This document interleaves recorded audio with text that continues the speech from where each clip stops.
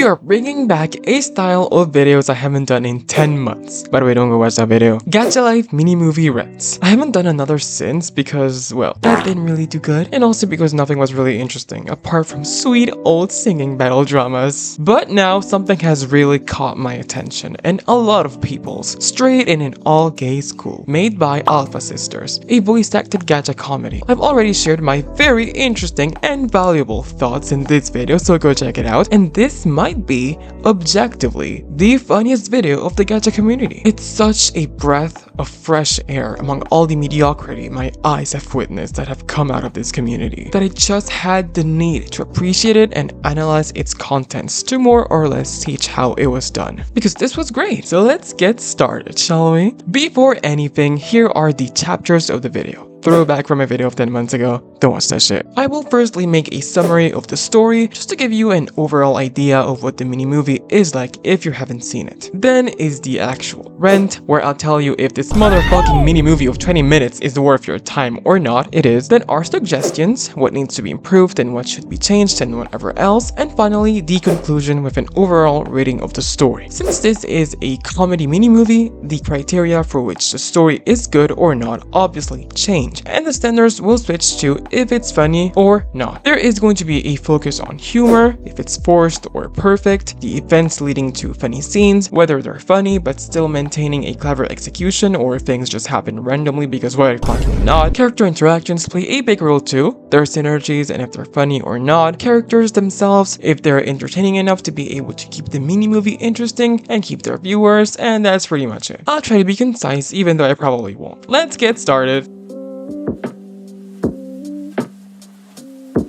The story starts with Stacy's introduction. We learn her parents just believe she must be a homosexual and they refuse to even hear a word relating to heterosexuality, and to help Stacy on her coming out, they decide to bring her to a gay school. By force, of course. Little intro plays out with cut music because of copyright. Stacy then meets some of her classmates, which I'll talk about later. At night, they hear a scream resounding and discover Popi Bear got trashed and that her killer is someone named Straightrick the Killer. Lena trash talks her even after her death. They have a funeral. Charlie thinks this was done by a straight individual. Lena drags her even more under the mud, treating her of a hoe, and since Travis kinda liked her, meaning he's straight, Charlie gets mad at him. You know, dickhead behavior. The next day tensions are high. Charlie points her finger at Travis, implying he might be the killer. Stacy roasts her as the queen she is. Since Stacy claims she has a preference towards men, Charlie asks her to kiss Lena to prove she's actually bi. Freak behavior? They kiss? Jesus Christ, that shit long. Anyways, Lena flirts with Stacy. She and Travis have a sweet talk about his situation with Charlie. Later that night, Patrick almost dies like a dumbass. He doesn't remember anything though, huh? Very convenient, isn't it? Not gonna lie, that shit was obvious. Anyone with a brain could have seen that coming. Stacy. She admits she's straight to Lena and someone records that whole convo. Good shit, gays. The next day she's splashed with water and all the dye evaporates. So after that shocking incident, she's expelled. To discover who recorded the convo, she checks the control room and there she discovers Patrick actually died. Like a dumbass. The real killer is discovered to be his twin. Like, okay bro. Trauma dump? I'm not summing that shit up. Final showdown with everyone saying stupid BS. The school explodes and Stacy and Straightrick have an anime fight because why the fuck not? He's arrested and Stacy leaves the school only to get put into adoption because she's still straight. We're putting you up for adoption because you're still straight. The end. This was a simple summary for the ones who haven't watched the mini movie, but I hope you did because it's way funnier than me. We will now get into the actual full rant of the story. How is it the best gacha comedy out there? The story already lets you know that it's pretty unhinged, with Stacy's parents just kinda disowning Stacy because they refuse to believe she's straight, which is pretty funny. Stacy's first day is met with questions about her sexuality and an inability to give a truthful answer, which is warranted. These were pretty obvious jokes to look out for, and they were delivered well. The story does a whole 180, and now there's a killer on the loose. Automatically, it just gets more interesting, especially knowing someone in the group is the murderer. Really something totally random. Makes the staff so ridiculous, and the humor implanted with the help of all the characters makes the whole situation the more stupid. Characters after this event surprisingly act more realistic than expected, with Charlie and Travis being disheartened by the whole thing. Gayle, well, he's just looking into the deep abyss and Lena still dragging her through the mud. It's a very funny synergy of personalities, and the story does a really good job at delivery. I swear to god, I need to repeat this. It also does a really good job at being dumb. You can feel the situation is not that serious and that the characters low-key don't fucking care, while still maintaining the main plot of finding who the killer is. Very good management of priorities. We never divert from the original plot, which makes the jokes stay in context with the plot, which doesn't make it worse. And some jokes get foreshadowed. They're outright being sad pretty much, like Patrick dying and a random recording of Stacy and Lena's conversation. I'm fine with that. The most important is what comes out of it afterwards. For example, Stacy predicting Patrick's death was actually true, but that was predictable. What made the situation funny was Stacy making a whole bet out of it. That just absolutely took me out. Bet $100 it's Patrick. Oh my god, guys, I barely got away. Yeah, that's $100 from each of you guys. It was a good setup for a nonsensical payoff, which was just so fucking funny. Just like the other situation where there's a random with the recorded combo, and right after, Charlie just wipes off Stacy's whole die in one strike out of nowhere, which was so funny. How the hell did that wash all my shit away? These predictable moments just made the payoffs later funnier than just finding out of nowhere with no prior build-up to the joke. What didn't land to me was Patrick's staff reveal, but we could also argue it was supposed to be more shocking than anything else. But apart from that, the humor in this was absolutely hilarious. Genuinely. Next are sweet characters. Never mind, I'm not calling that sweet. We have Popi Bear. She's a hoe. Lena said it best with her crusty ass voice. Let's move on. Next is Charlie. Probably the most emotional one in the group. One of those characters that when they have an idea set in their mind, they're not letting it go. The very obnoxious type, but also very funny. She got a plucked ass nose voice, a whole traffic in there, I swear to god. She has a special resentment against straight people. Could be something from her past, doubt it. Or just because one of her friends got mugged by a straight person, it wasn't clear. But from there, she's just on everybody's ass. What I love about how she acts is that it's pretty realistic, while still being funny and unhinged. A close friend of hers died, and now she remains skeptical of new individuals and takes into account evidence that could be damning, while still being a bitch about it. My favorite moment is definitely when she wants proof of Stacy's bisexuality, but in reality, she's just drooling about it. Shut up, you're literally straight. Love your boy then. How? Kiss Lena right now. What? Are you sure this is to prove I'm bi, or do you just get turned on by two women kissing? Like, you're literally drooling right now as I'm speaking. No, just kiss. Yeah, definitely. Shut up and just kiss, you guys. It's a very clever and frankly likable way of doing her character. She's definitely up there in the funniest. Next is Patrick. This guy didn't do shit.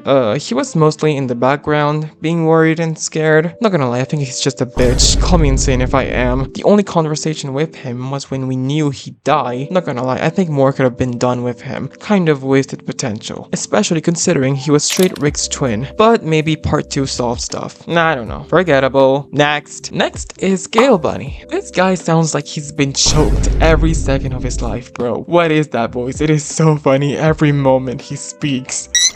I swear to god. But yeah, apart from that, there's not much to say about him either. He just looks dead most of the time and very creepy. He kinda don't give a fuck about what's happening around him. That was probably the intended purpose of his character, to be a weird thing, and it succeeds well. He's so funny, all he does is nothing. It's really the presence that makes him hilarious. But yeah, just because of the voice, he's up there. Next up is Travis, a pretty sweet individual. He's one of those overly kind people, but wimpy characters. He can't really stand up for himself against Charlie, so Stacy has to protect him, and he got into Popi Bear, which is like, bro, seriously? He doesn't exactly have many funny moments, or just moments in general. My favorite scene about him is his talk with Stacy about how being straight is normal. They made it apparent to show the parallels between them, which makes me like their relationship even more. But yeah, that's it. It's still kind of forgettable. Next, Lena. She's a real homie, not gonna lie. Says what she thinks with no regrets, and double downs every time she can. I'm straight, but would never do that though. Honestly, get over it, Gay. She was...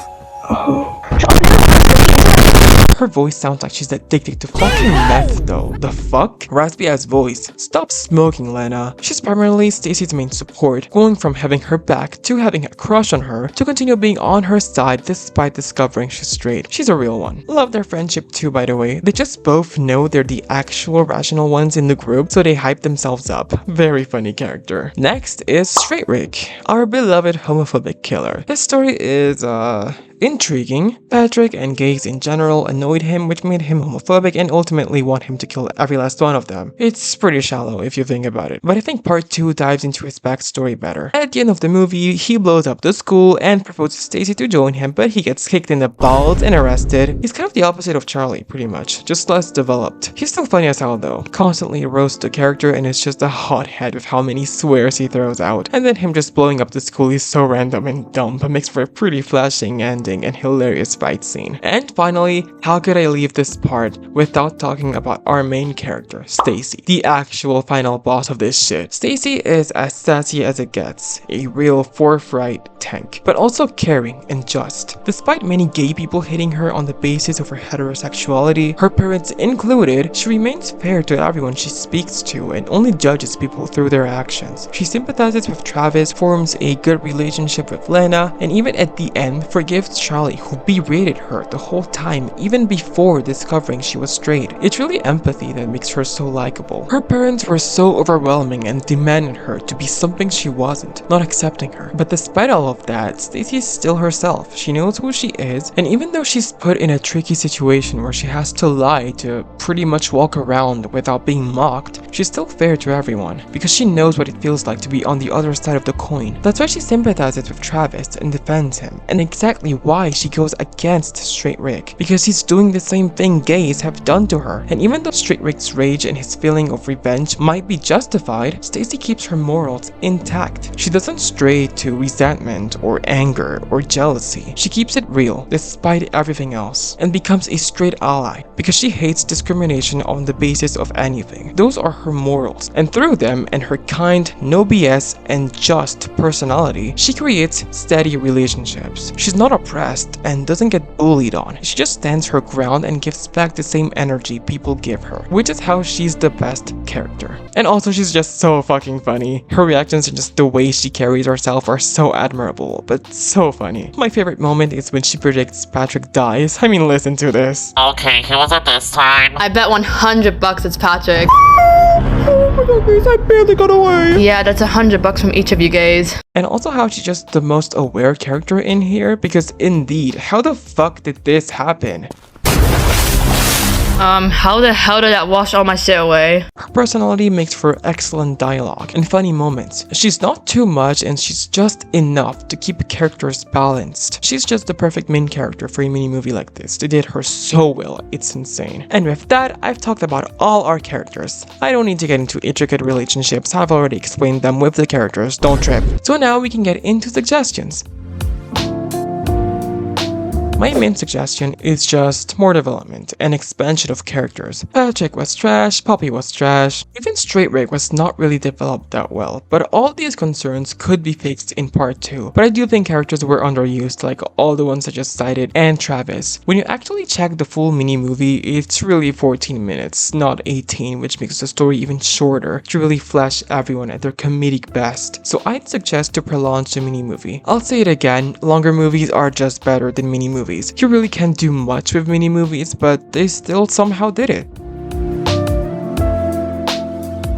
In conclusion, Straight in an All-Gay School is one of the best Gacha mini movies. Despite some underdeveloped characters and missed potential, its humor absolutely carries it, with jokes that land perfectly, foreshadowing that pays off in hilariously smart ways, and characters like Stacy that just make the whole thing unforgettable. Which is why I'm inclined to give this Gachalife mini movie a rating of 8.5 out of 10. It's chaotic, unhinged, and stupid in the best possible way, while still managing to keep a cohesive plot, a meaningful main character, and a good message that teaches you something about morality. This is what gacha comedy and mini movies in general should aspire to be: mindful and intelligent enough to build a plot and characters that synergize well with each other. Truly a gem in all of this. I've watched part 2, but it wasn't released, so I've forgotten all about it, so I suggest you check it out. This concludes my rant. I hope Alpha Sisters are proud of their work. Truly well done. With that said, hope you enjoyed the video, and until we see each other again, ciao. Get out.